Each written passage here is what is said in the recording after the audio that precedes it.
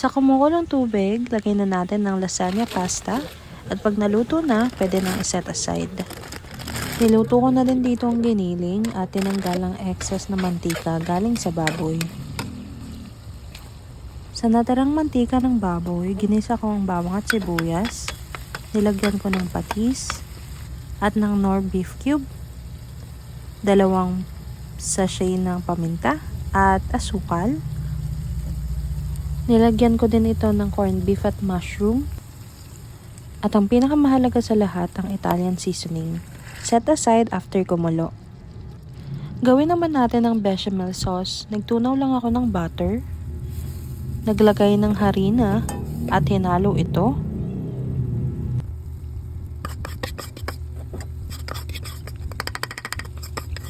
Naglagay din ako dito ng 2 kanang evaporated milk,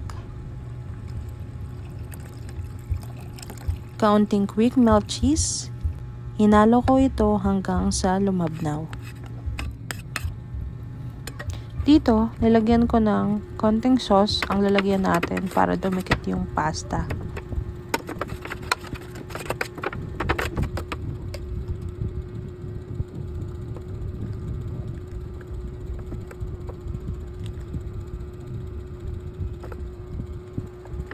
After ng pasta, sauce naman. Pagkatapos, lagyan natin ng bechamel sauce.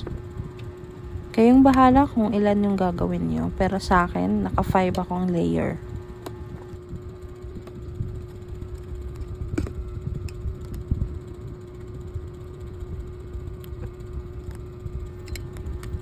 Ito na ang finished product natin.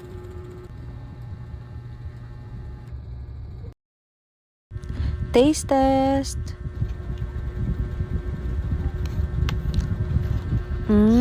Sobrang sarap. Craving satisfied na naman.